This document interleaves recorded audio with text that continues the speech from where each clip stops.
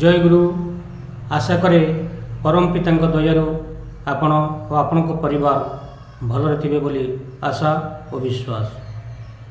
ସେ ପରମ ଦୟାଲ ପରମ ପ୍ରେମମୟ ପରମ ପିତା ଶ୍ରୀ ଶ୍ରୀ ଠାକୁର ଅନୁକୂଳ ଚନ୍ଦ୍ରଙ୍କର ସତ୍ସଙ୍ଗ ଯେ ମଣିଷ ତିଆରି କାରଖାନା, ଏହି ସମ୍ପର୍କରେ ଆଜି ଆପଣମାନଙ୍କ ନିକଟରେ ତୁଳି ଧରିବାକୁ ଯାଉଛି।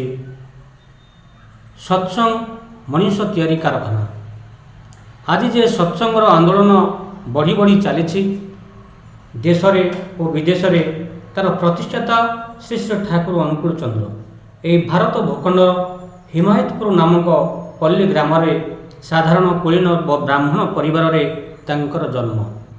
ସେତେବେଳେ ଭାରତବର୍ଷ ବ୍ରିଟିଶ ସାମ୍ରାଜ୍ୟର ପରାଧୀନତା ଭିତରେ ଗତି କରୁଥାଏ। ଶହ ଶହ ବର୍ଷ ପୂର୍ବରୁ ଭାରତ ପରାଧୀନ ଶୃଙ୍ଖଳାରେ ଥାଇ ବିଦେଶୀ ଶାସକମାନଙ୍କର ଶୋଷଣ, ଅନ୍ୟାୟ, ଅତ୍ୟାଚାର ଭିତରେ ସାଧାରଣ ଲୋକଙ୍କର ଆର୍ଥିକ ଓ ସାମାଜିକ ଜୀବନ ଧ୍ୱସ୍ତ ବିଧ୍ୱସ୍ତ ହୋଇ ଗତି କରି ଆସୁଥିଲା।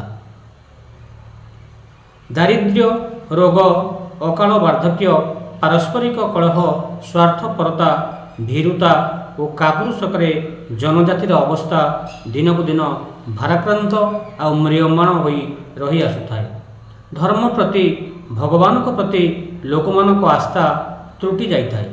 ପାପାଚାର, ଭ୍ରଷ୍ଟାଚାରର ରାଜୁତି ଚାଲିଥାଏ। ଏହି ଘଡ଼ିସନ୍ଧି ମୁହୂର୍ତ୍ତରେ ଶ୍ରୀ ଶ୍ରୀ ଠାକୁରଙ୍କ ଆବିର୍ଭାବ ଓ ତାଙ୍କର ଅସାଧାରଣ ଦୈବୀଶକ୍ତି ଓ ପ୍ରେମ ପାରିପାର୍ଶ୍ୱିକ ଅବସ୍ଥାକୁ ଉଜ୍ଜୀବିତ କରେ।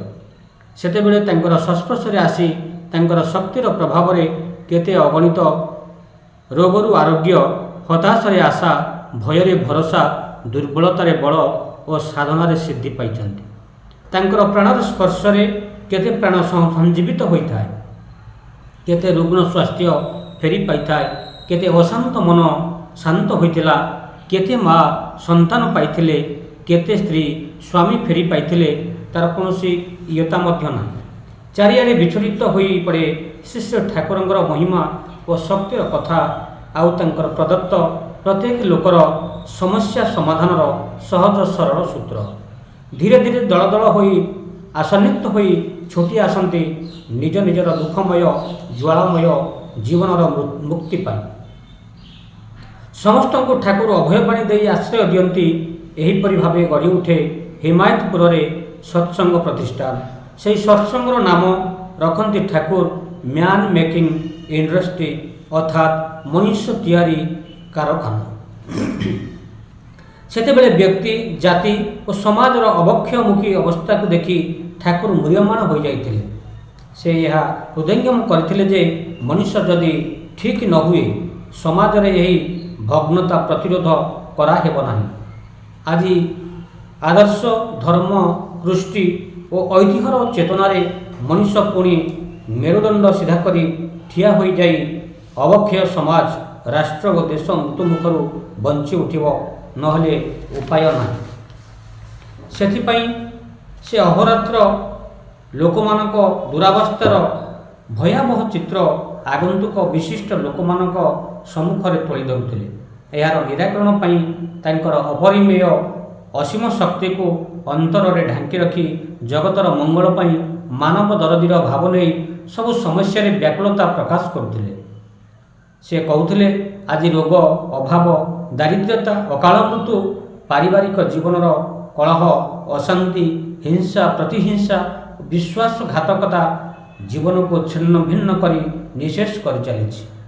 ସମାଜ ସଂସ୍କାରକ, ବୁଦ୍ଧିଜୀବୀ, ନେତୃସ୍ଥାନୀୟ ଲୋକମାନଙ୍କୁ ସେ କହିଚାଲନ୍ତି, ଏହାର ପ୍ରତିକାର ପାଇଁ ସେ ଦୃଢ଼ ଭାବରେ କହିଚାଲନ୍ତି, ଏସବୁର ନିରାକରଣର ସୂତ୍ର, ସମସ୍ୟା ସମାଧାନର ସୂତ୍ର ଥାଉ ଥାଉ ମଧ୍ୟ କୌଣସି କାର୍ଯ୍ୟ କରି ହେଉନାହିଁ ବୋଲି ସେ ଦୁଃଖରେ ଭାଙ୍ଗି ପଡ଼ନ୍ତି।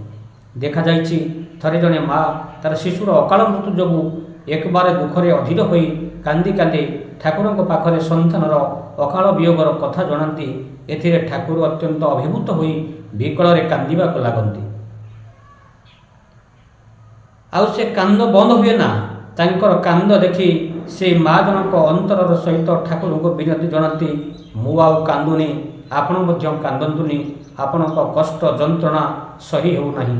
ଶ୍ରୀ ଶ୍ରୀ ଠାକୁର ସେଠି କେଷ୍ଟଦାଙ୍କୁ ଡାକି କୁହନ୍ତି, କେଷ୍ଟଦା, ଏହିସବୁ ସମସ୍ୟାର ସମାଧାନର ସୂତ୍ର ଦିଆ ହୋଇ ମଧ୍ୟ ତାହା ଲୋକ ଜୀବନରେ ସଞ୍ଚାରିତ ହୋଇପାରୁନାହିଁ।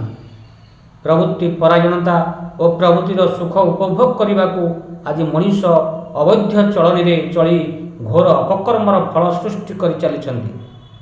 ଦାରିଦ୍ର୍ୟ, ଅକାଳ ମୃତ୍ୟୁ, ଅକାଳ ବାର୍ଦ୍ଧକ୍ୟ, ଉତ୍କଟ ରୋଗ ଯନ୍ତ୍ରଣା ଭୋଗୀ ସତ୍ମାର୍ଗରେ ଯାଇ ସୁଖ, ଶାନ୍ତି, ଆନନ୍ଦ, ଉନ୍ନତିରେ ବଞ୍ଚିବା ଭୁଲି ଯାଇଛି। ତେଣୁ କୁହେ, ମଣିଷ ଯଦି ଇଷ୍ଟପ୍ରାଣ, ସ୍ୱାସ୍ଥ୍ୟବାନ, ଚରିତ୍ରବାନ ଓ ଆନନ୍ଦ ଉନ୍ନତିରେ ବଞ୍ଚିବା ଭୁଲି ଯାଇଛି, ତେଣୁ କହେ ମଣିଷ ଯଦି ଇଷ୍ଟପ୍ରାଣ, ସ୍ୱାସ୍ଥ୍ୟବାନ, ଚରିତ୍ରବାନ ଓ ଆଦର୍ଶମୁଖୀ ନ ହୁଏ, ଅର୍ଥାତ୍ ଗୋଟିଏ ମଣିଷ ପରି ମଣିଷ ନ ହୁଏ, ତାହେଲେ ମଣିଷ ଜାତିକୁ ଧ୍ୱଂସ ମୁଖରୁ ରକ୍ଷା କରାଯାଇପାରିବ ନାହିଁ। ଦରକାରୀ ଜୀବନ୍ତ ଆଦର୍ଶଙ୍କ ପାଖରେ ଶରଣାପନ୍ନ ହେବା, ଏକା ଆଦର୍ଶରେ ଅନୁରକ୍ତ କରି ଚାରିତ୍ରିକ ଡ୍ୟୁଟିରେ ଗଢ଼ି ତୋଳିବା ମଣିଷର ଜୀବନ।